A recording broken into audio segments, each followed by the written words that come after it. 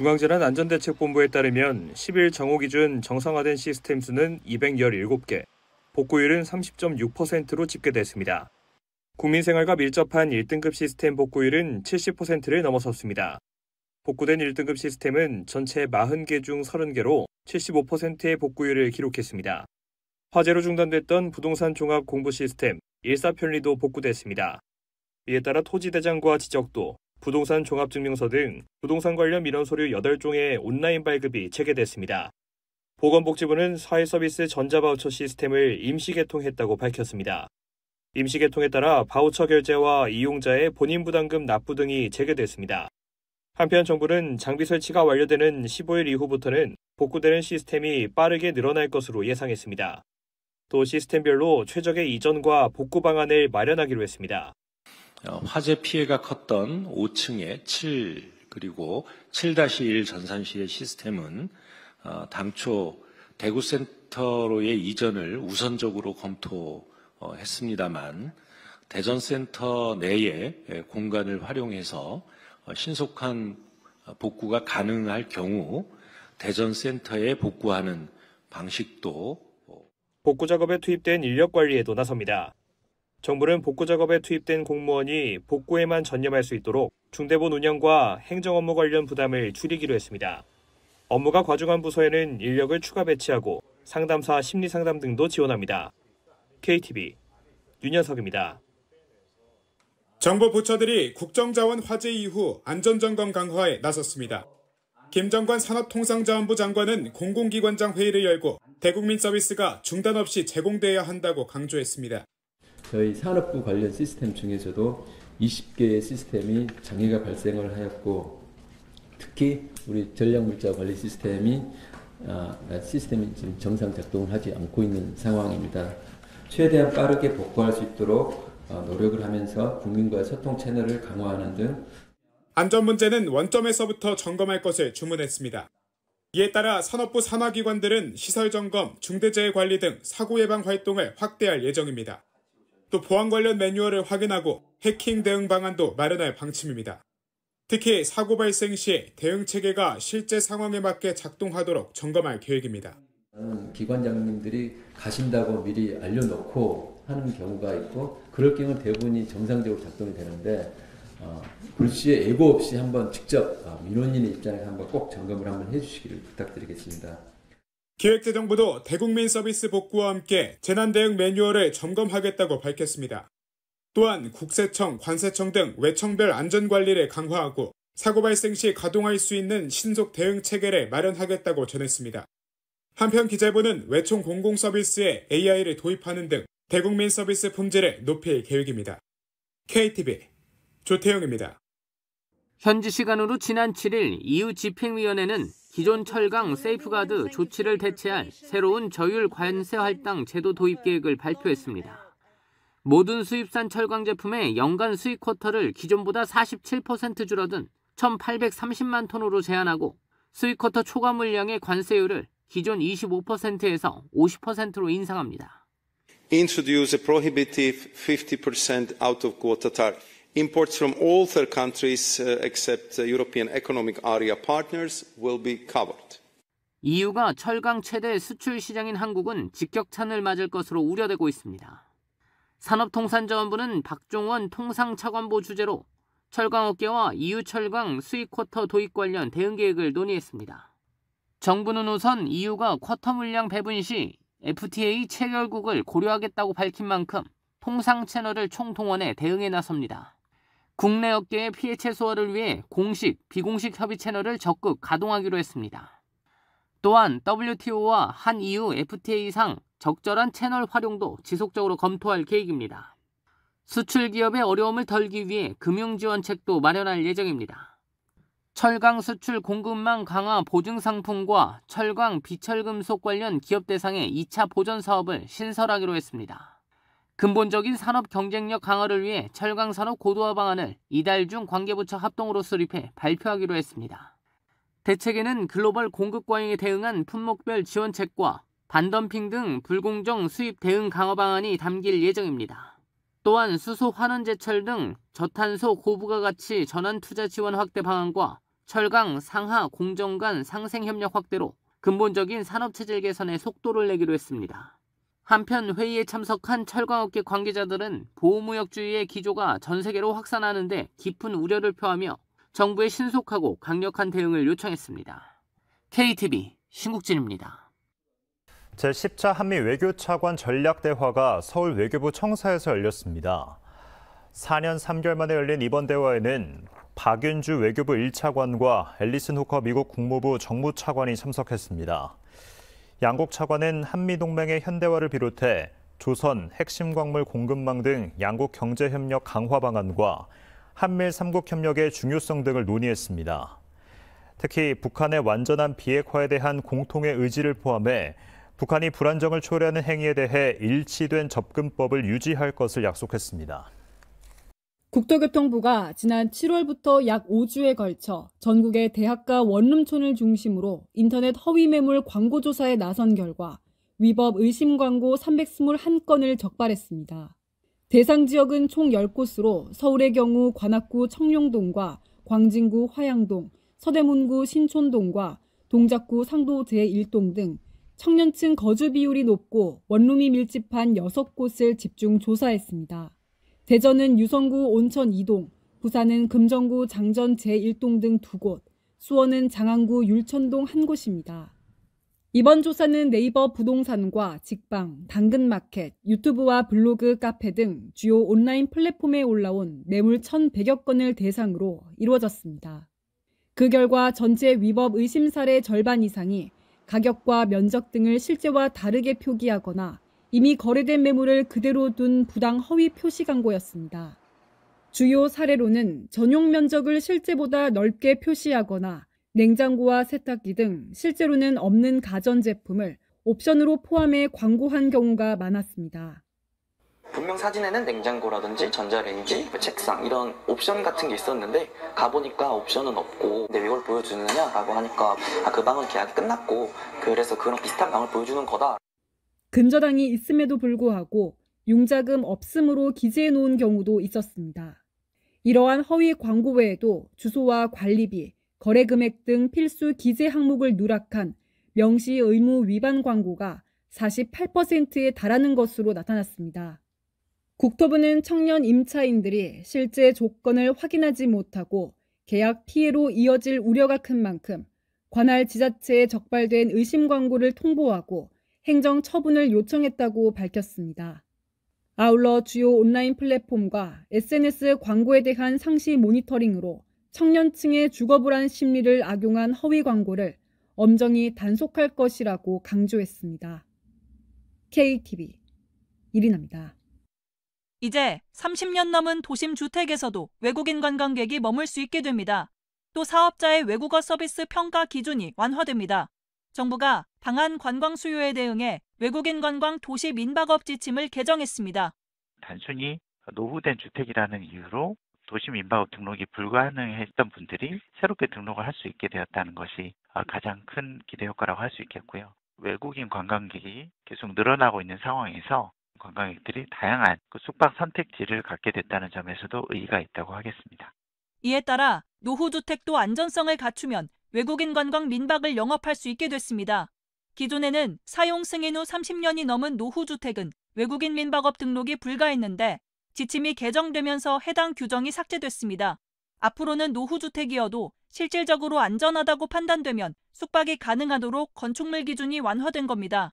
관할 지자체는 등록 대상 건축물이 건축물 대장상 위반 건축물로 표시되어 있는지 확인하고 건축물관리법상 안전성에 우려가 있는 경우 전문가 의견을 수렴해 주택 안전도를 판단하게 됩니다.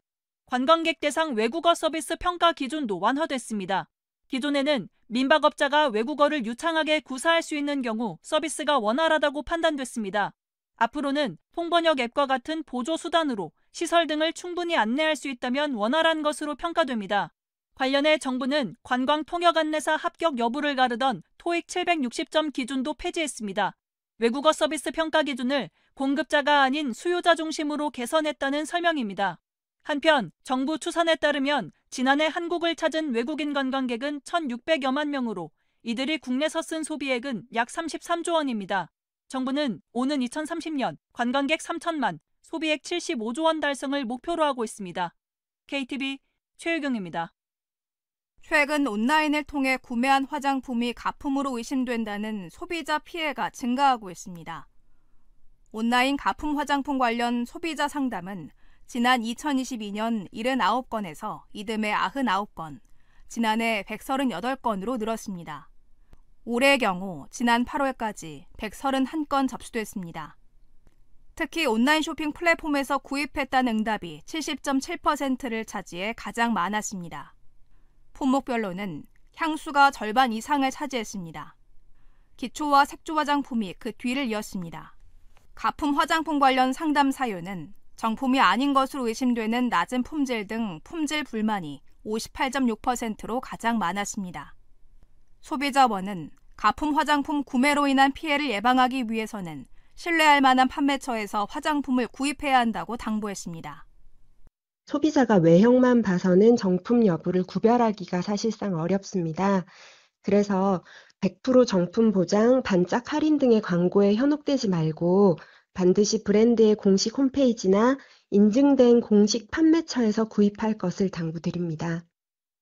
또 화장품이 가품으로 의심될 경우 영수증과 상품 사진 등 거래 증빙 자료를 보관하고 지식재산침해 원스톱 신고 상담센터를 통해 가품을 신고할 수 있다고 설명했습니다. KTV 신경은입니다. So taking Tylenol is not good. 임신부가 타이레놀을 먹으면 자폐아 출산 위험이 커진다며 최근 위험성을 경고한 트럼프 미국 대통령. 논란은 확산됐습니다. 임신 중 해열 진통제로 타이레놀 복용은 괜찮은 것일까? 우리 정부는 기존에 알려진 대로 임신 중에 아세트아미노펜 성분의 해열 진통제 복용이 가능하다는 공식 입장을 즉각냈습니다. 현재 아세트아미노펜 성분이 포함된 의약품의 국내 허가 사항에는 임신 중 복용과 자폐증 사이 연관성에 대한 내용이 없어 기존 주의사항대로 복용이 가능하다고 했습니다. 다만 하루 복용량은 4,000mg을 넘기지 않아야 합니다.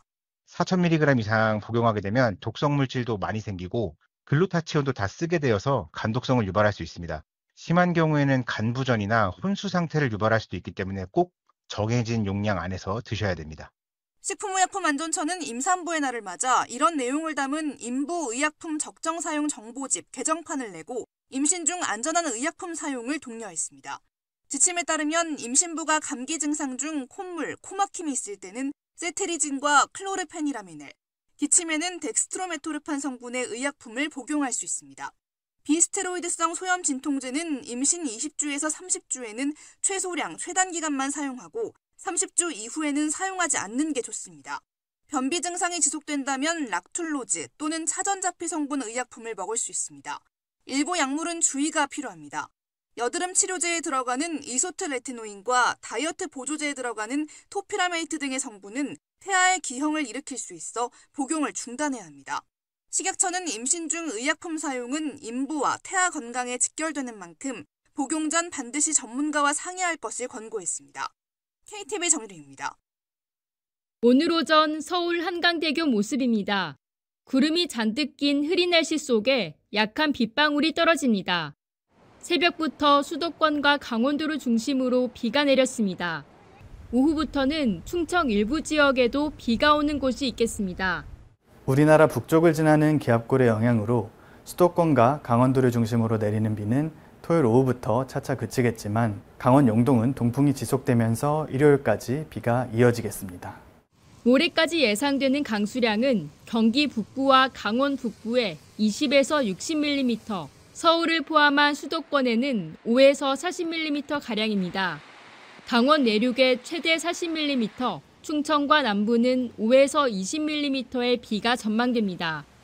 기상청은 최근 비가 자주 내리는 원인으로 우리나라 북쪽으로 기압골이 주기적으로 통과하고 남쪽에서는 고기압 가장자리를 따라 수증기가 공급되기 때문이라고 설명했습니다. 10월 중순을 향하면서 옷깃에 닿는 공기도 서늘해졌습니다. 중부지방은 비가 내리면서 서울은 낮 기온 18도를 기록했고 강릉은 20도, 대전은 25도 등으로 어제보다 2에서 5도 정도 낮았습니다. 반면 남부지방에는 늦더위가 나타났습니다. 한낮에 부산은 26도, 광주는 27도까지 올랐습니다. 기상청은 다음 주에도 전국이 대체로 흐리고 비가 올 것으로 전망했습니다. 월요일은 중부지방을 중심으로 화요일은 전국에 비가 내리겠습니다. KTV 김유리입니다. 한 전자담배 무인 판매점에 신분증 필수라는 안내문이 붙어 있고 매장 곳곳에도 19세 미만 금지 표시가 눈에 띕니다. 하지만 실제 인증 절차는 허술합니다. 청소년도 타인의 신분증을 빌리거나 도용해 손쉽게 접근할 수 있습니다. 촬영 관계자의 신분증으로 성인 인증을 시도해봤습니다. 제 신분증이 아님에도 얼굴이나 지문 확인이 없이 결제 단계로 넘어갑니다. 현행법상 담배는 연초에 2% 규정돼 있어 합성 니코틴 전자담배는 규제에서 빠져 있습니다. 온라인 무인 판매가 가능하고 미성년자 판매에 관한 처벌도 어렵습니다. 지난달 25일 합성 니코틴도 포함하는 담배사업법 개정안이 국회 기재위 소위에서 9년 만에 통과됐습니다. 여야 합의로 이뤄진 만큼 본회의 통과 가능성도 높습니다. 개정안이 시행되면 지자체의 판매 허가를 받아야 합성 니코틴 전자담배를 팔 수 있고 온라인 자동 판매기 판매는 전면 금지됩니다. 광고도 규제돼 청소년들의 무분별한 접근이 크게 줄어들 전망입니다. 정부는 소상공인 피해를 줄이기 위해 소매점 간 거리 제한은 2년 유예하고 세금도 한시적으로 절반 감면합니다. 다만 유사 니코틴은 개정안에서 제외돼 사각지대가 남아있다는 지적도 나옵니다. 유사 니코틴 써. 왜 합성 니코틴 세금 내면서 쓸 거야? 여전히 세금 안 내고 쓸 수 있는 사각지대의 제품이 있는데 왜 그렇게 할 거야? 라고 하면서 또 유사 니코틴이라는 분야로 넘어갈 수도 있어요. 담배사업법 개정안은 법제사법위원회 심사와 본회의 상정을 앞두고 있습니다. KTV 강재입니다. 단풍이 시작되는 10월, 전국의 산들이 가을빛으로 물드는 시기입니다. 하지만 이 시기엔 등산사고도 급증합니다. 최근 3년간 발생한 등산사고는 모두 2만 5천여 건, 이 가운데 10월이 3,400여 건으로 가장 많았습니다. 이로 인한 인명피해도 1,370명에 달했습니다.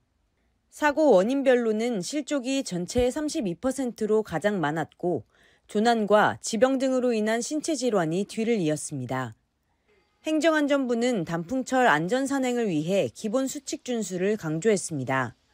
산행 전에는 날씨와 등산 코스, 대피소 위치를 미리 확인하고 무리한 산행은 피해야 합니다. 혼자보다는 일행과 함께 산행하는 것이 안전하고 출입이 통제된 구역에는 절대 들어가지 않아야 합니다. 산을 올라가기 전에는 스트레칭이라든지 준비 운동이 필요하고 중요한 거는 자기 신체나 자기의 몸에 맞는 자기 능력에 따라 등산 코스를 선택해야 됩니다. 길을 잃었을 경우에는 아는 지점까지 되돌아가고 산악 위치 표시판이나 국가 지점번호를 활용해 신속히 구조를 요청해야 합니다. 가을철에는 해가 빨리 져 조난 위험이 높은 만큼 산행은 아침 일찍 시작해 일몰 한두 시간 전에 마치는 것이 좋습니다. KTV 최다입니다.